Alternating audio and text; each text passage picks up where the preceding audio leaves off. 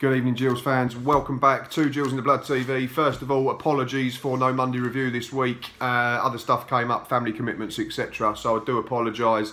But I am back this evening. Not loads to go through in terms of a weekly review. Couple of bits to talk about, of course. So the main part of this video will be previewing Saturday's game, another monster tie as we host Shrewsbury, but we'll get to that at the second part of the vlog. Big news this week, I think, after the season tickets now officially are on sale at their massively reduced rates, is home colours for next season have been announced. And it seems the home and away kit will be mirroring that of our 2012-13 season that I am donning at the moment. We all remember that campaign very fondly. 2012-13, League Two champions under Mad Dog Martin Allen. Obviously, as with any kit launch or colour launch as it is at the moment, there's no final designs. It's very basic drawings. I think it's created some healthy debate on social media, Twitter and Facebook, etc. And I laughed and tweeted the other day and said, I think I'm in the minority. I like the look of them. I think they look really nice.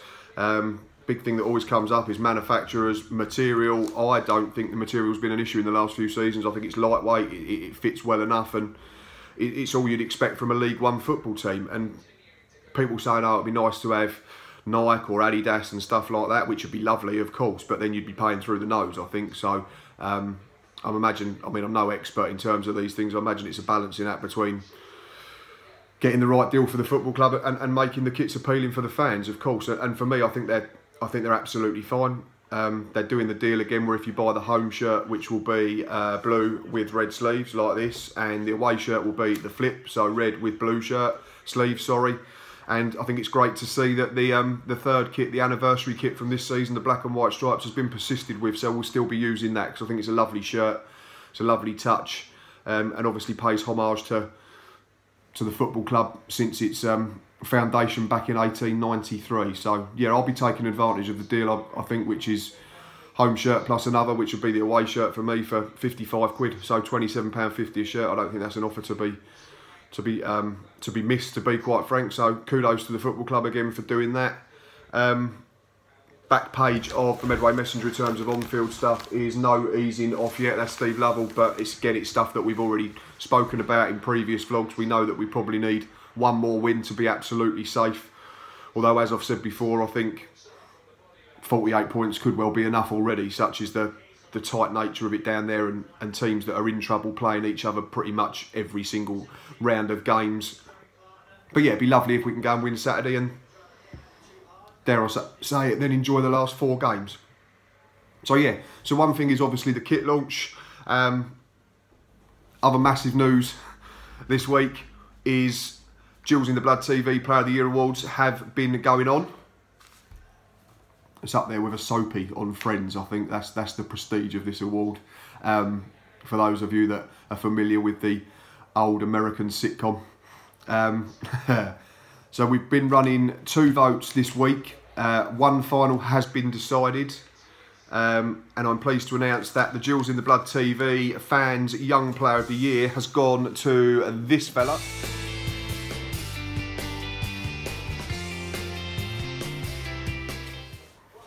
Connor Ogilvie. I think it's just reward for an excellent season. Started off a little bit slow at fullback. Has been converted to a regular centre-half in the last 2.5 months of the season since Gabriel Zaquani got injured. He'd played there a few times as part of a 3 or as a pairing earlier in the season, and I think he's excelled there. He's been absolutely immaculate on the whole. No coincidence for me that the upturn in form of only 3 defeats in the last 10 games mirrors the fact that he's been playing in there alongside Max Amar regularly. Yeah, out of contract at Tottenham this season at the end in the summer. So for me, be one of the first names I'll try and get in on board on a permanent deal. I think he's been really, really good. Benefiting from consistent games, and he's proven himself to be a very able League One centre-half, which is great because of the fact that Max Amar has got used to playing with him. Alex Lacey, unfortunately, is injury prone. Gabriel Zaquani is now the wrong side of 30 and has suffered a big injury. So yeah, that would, I think, massive round of applause to Connor Ogilvie, well deserved. saw off competition from Brandon Hanlon in the final, and it was tight, 53% to 47%. The other 4 in that competition, because obviously it's only those that are under 24 qualified, were Darren Oldacre, Regan Charles Cook, Elliot List and Leonardo da Silva Lopez. So thank you to everyone that voted for that, and thank you to everyone that's voted in the main award. That final is still running, and we have had over 4,300 votes, so thank you to everyone. That's over all the rounds, group stage, quarterfinals, semi-finals, etc. over the 2 competitions. And the main player of the year award is going on at the moment, the grand final, and it will be decided tomorrow evening, and it is between these 2 players.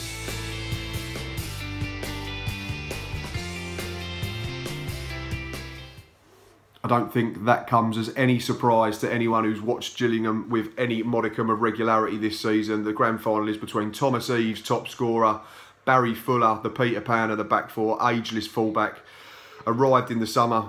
99% of Gills fans, myself included, thought he was arriving to be back up, to have a positive influence on the training ground and in the dressing room. He's been absolutely first class.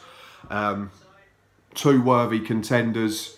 But yeah, kudos to Conor Ogilvie and Brandon Hanlon again. They both made it to the semi-final, so it shows what a good campaign both of them had. But I don't think anyone would begrudge the fact that the final is between Tom Eaves and Barry Fuller. So if you can find that on our Twitter page, please go and give it a retweet. Stick your vote in. I think at the moment Mr Fuller is about 58 to 42% in at front, with about 70 votes gone in the first hour. So long way to go, another 23 hours. But like I say, over 4,300 votes at the last count over that competition. So thank you very much to everyone who got involved. May look at doing a goal of the season competition if I get the time. But now is a name that I've mentioned. I'm going to do an in focus on this individual.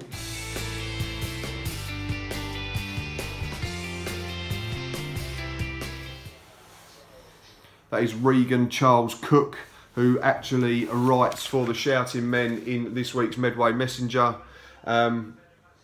Talks about injuries, patient approach is the way to go. That's the headline for his column this week, talking about the niggles that he suffered, hamstrings, ankles. We all said at the beginning of the season, that first injury that he picked up against Coventry, I think, or Wimbledon, when he tried to play on with a pulled hamstring, was naivety. The naivety of youth, wanting to impress because he'd had a very good start to the season. And we've said plenty of times on this channel that him and Brandon Hanlon playing in tandem were a huge part in that very early success at the start of the season, through August and early part of September. And then it was no coincidence they both picked up knocks, and our form suffered. They've both been back involved in the team. Regan not so much, but Brandon regularly over the last 2 months or so, and the form and the results and the performances have all improved. So no coincidence for me. Regan Charles Cook, I think if he's going to look back at his first campaign at this level, getting regular games, which you'd have to call it. I mean, he's played 27 times. He's only scored 2 goals. He's created 1 assist. But I don't think that tells the whole story. I think he's been involved in a lot of good stuff that we do. I've mentioned his mate Brandon Hanlon. They almost have like a telepathic understanding. They know where each other runs. They know where they're going to be on the pitch all the time. And I think they play well together.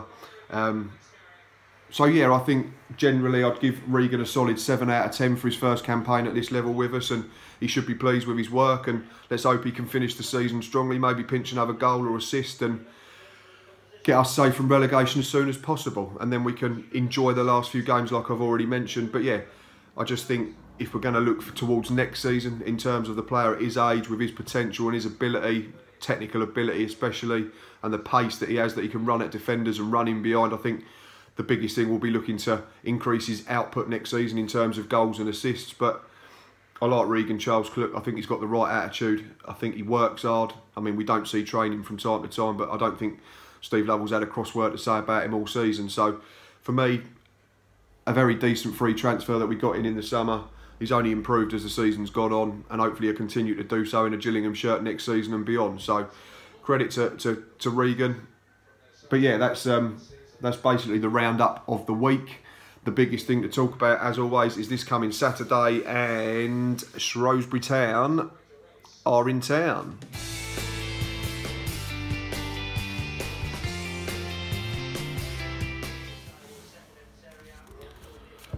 Our opponents travel to Kent this coming weekend, and Oh, where's the league table? There it is. Currently sits 1 place and 1 point behind the Gills.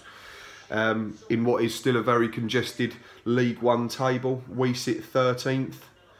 Only but 4 points off the top half, but only 5 points off the bottom 4 still. For what it's worth, I think 5 points is enough. 5 points, 5 games to go. That's, excuse me, means we've got to suffer a point deficit per game for the rest of the season to drop in, and I'm not sure that's something that will happen. There's too many teams below us that have got to play each other, and I personally think that we'll win 1 or 2 more games, so that'll put us absolutely safe. In terms of form, like I look at every week, last 6 and then home and away, and this just seems to be something that you probably don't believe me now. You probably just think I write the same thing down. Gills last 6, 1 loss, drawn 1, drawn lost, so it's 2 wins, 2 draws, 2 defeats, 8 points from 18. Last 6 all over for Shrewsbury. Lost, 1 drawn, 7 points from 18. Gills at home. Drawn, lost, 1-1, lost, drawn. 8 points from 18, same as overall. Shrewsbury on the road. Lost, drawn, 1, lost, 1. 2 wins and a draw, 3 defeats, 7 points from 18, the same as their overall form over the last 6. Very tight. Gills at home, 6 clean sheets in 20 league games. And Shrewsbury away, 4 away clean sheets in 20 games. So it would indicate there should be goals. Not loads maybe, but you'd back both teams to score. Said at the beginning of the season when I did the season preview that unfortunately I backed Shrewsbury to get relegated. And there is still a strong possibility of that happening. Unfortunately their 27-18 promotion pushing squad got ripped to shreds in the summer. They also lost Paul Hurst to Ipswich, which was a massive blow. One from which they've never really recovered. I think it was John Askey that was in charge for the first part of the season, but he only lasted till November, December. And Sam Ricketts has been there since, coming in from non-league Wrexham. Has form improved? Probably not really. It's probably followed a similar pattern to what it was beforehand, but they've got a chance, and obviously they'll be coming to town thinking if they win, they get to 50 points and they're safe. In the same way, if we win, we get to 51 and we're safe. So it's a big opportunity for both games, and for both teams, and both squads will be thinking, right, if we do everything right that we have to do, then we've got a good chance of securing our position in League One for 2019-20 come 5 PM Saturday afternoon. In terms of their squad, it's one of them that I look at and say there's not one player that jumps off the page at you, like you would if you was looking at the teams up the top. You know, if you go to like a Sunderland, you go, oh, Aidan McGeady, well, there's plenty there. Or if you go Barnsley, you go, oh, Kiefer Moore. Or if you go Luton, there's loads. You go, oh, Danny Hilton, James Collins, James Justin, George Moncur. There's plenty. If you look further down, Charlton, you go Lyle Taylor, Portsmouth, Jamal Lowe, Brett Pittman. Get your words out. Brett Pittman. There's one for the bloopers. So yeah, in terms of their squad, there's not one like that. You look at it, there's a bunch of honest pros that are scrapping for their lives, and I don't think they'll be wanting for effort or desire or commitment come the weekend, and that'll be something that we'll have to match them up for first and foremost before hopefully having enough quality to go on and win the game. They've got Tyrese Campbell, who came in on loan from Stoke in January, hit the ground running, scored 3 in his first 4, but he hasn't scored in his last 6.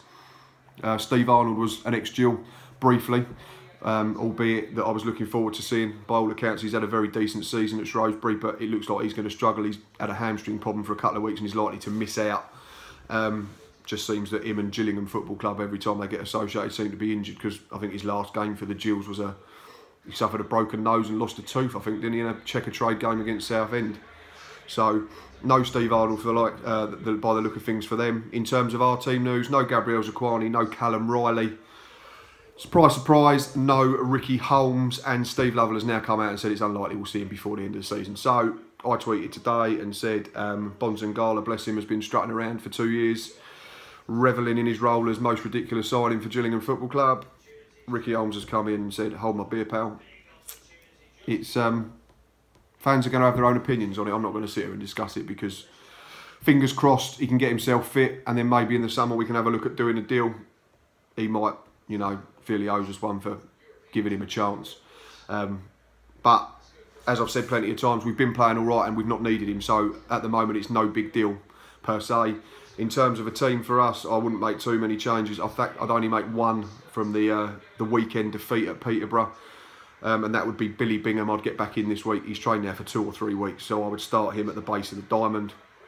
And fitness permitting, I know Mark Byrne took a knock at the weekend, but should be okay. I would have the other 10 would be the same. So that'd be Thomas Holy, Luke O'Neill, Max Amar, Connor Ogilvie, Barry Fuller, Mark Byrne, Leonardo da Silva, Lopez, Graham Burke, Thomas Eves and Brandon Hanlon. And my bench would be Thomas Hadler, Alex Lacey, Dean Parrott, Josh Rees, Regan, Charles Cook, again fitness permitting, Elliot List and Tarvon Campbell.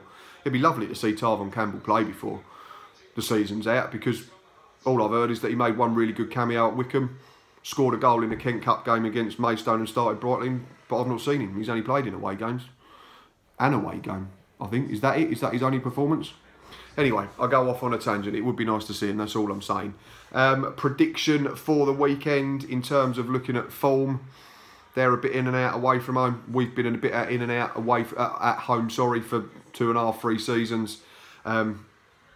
Percentage of clean sheets at home and away for both sides is not massive, so for that reason I'm going to go for a slightly nervy, slightly ugly Gillingham 2, Shrewsbury 1. So I'm going to predict maximum points for Gillingham, and with it, League One survival, Thomas Eves and Elliot List from the bench to score for me. That's how tight I think it'd be. I think it might take something from the bench to come on and make the difference. Hopefully I'm wildly out and we're 3 or 4 or 5-0 up with 20 minutes to play, and we can olay the last 20 minutes of the game and sing the last waltz together in the rain, amen. But this is Gillingham Football Club, and we tend to do things the difficult way. So we will be there Saturday for Matchday Live. Myself and Boz definitely. I'm not sure if Stocky is coming to the game. It'd be great if he is, so we can get all 3 of us available, because the games are running out now. Only 3 more home fixtures.